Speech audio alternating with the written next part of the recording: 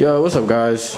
Welcome back to the channel, man. I know it's been a while. Hope all y'all are doing well, man. Hopefully y'all been on my TikTok watching some of my poems and stuff. So I've been doing something a little different. Well, not really different, just something I've always had a hobby into, but just kind of dove more into recently, now that I have free will as an adult, as we all do. I've been reading this book, Letters from a Stoic by Seneca, a philosopher. I love philosophy and different reasons alone for itself, kind of the way I grew up and stuff like that. So I wanted to share some of the things I've learned reading this book and just kind of dive in a little bit more into more his philosophies and stuff like that. So I took some notes, as you know, I did.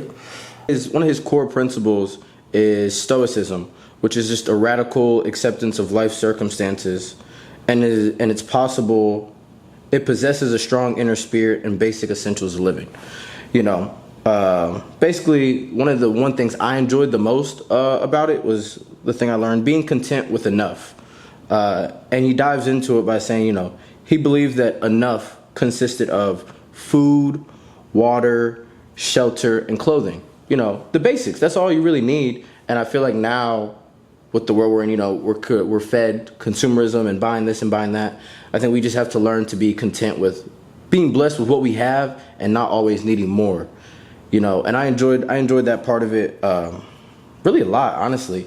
It really kind of opened my eyes a little bit more, because, you know, you see it, but now that I'm an adult, I'm like, oh man, I want this, I want that. It's like, nah, bro, I really don't need it. I just want it. So it's a need versus a want. So in an inner fortress. So Seneca approached life as a lifelong process of developing the inner self. Okay? Best way to put it. Mental health, full-time job. He insisted that not having time is a poor excuse of neglecting mental health. One must identify their flaws to find a solution.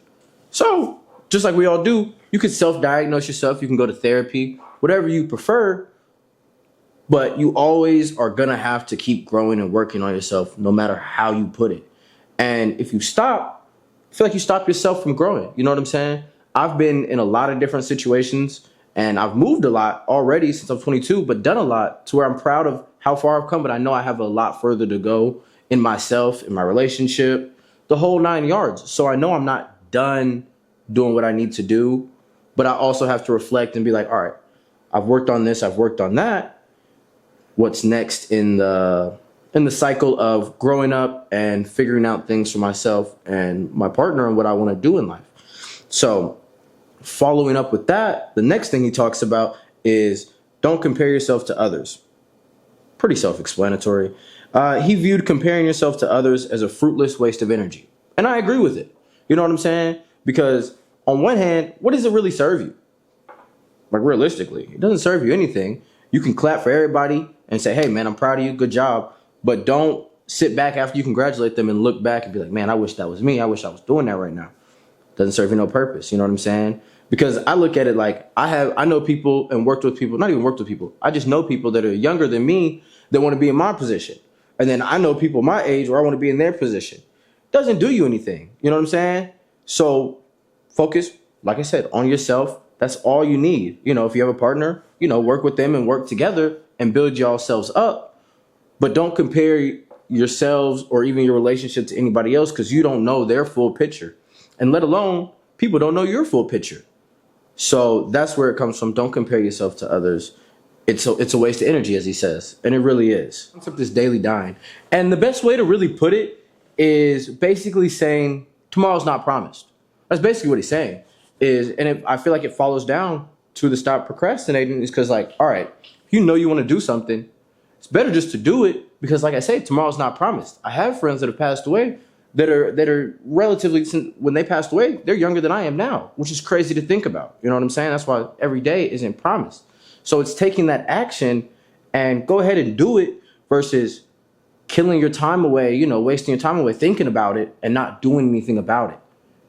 That's what I've learned. And it's the same thing here with me doing this, is I don't have to share this with y'all. I just enjoy it, but it's also a documentation for myself, because I've always wanted to do something like this.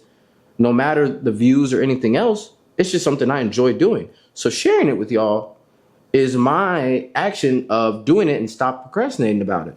You know what I'm saying? and it's worked out so well, you know?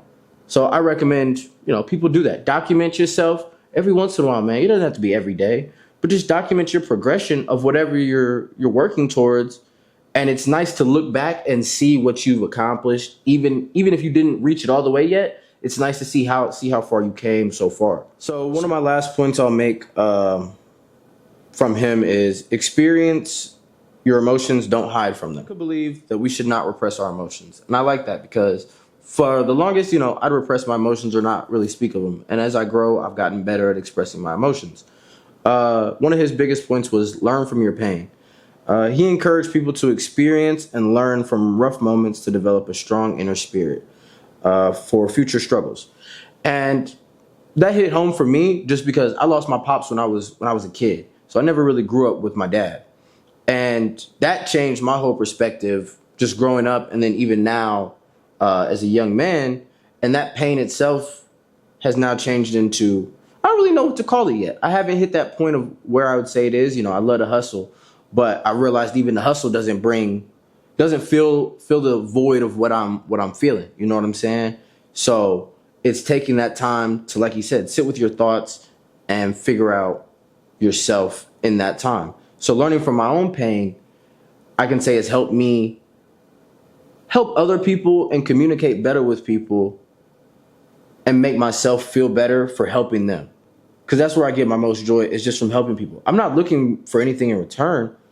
It just makes me feel better inside knowing I was able to help you or give you advice. And I feel like that kind of healed some of my inner pain from my pops passing when I was young, because he was a super kind guy. You know what I'm saying? And so this is my last thing. This is my summary and advice to anybody. You know what I'm saying? If you want to escape the things that are stressing you out, Seneca's view is that you don't need to be in a different place. You need to be a different person. Focus on developing your mind and being satisfied with enough and living with a clear purpose. And I'm going to leave y'all with that. And I hope it helped. And I hope y'all enjoyed this. And I might be doing more of this. If anybody has any philosophers or anything they want me to look up or kind of dive into, more than happy to, guys. Like I said, just put in the comments or shoot me a DM, whatever is comfortable for y'all. But y'all have a good one.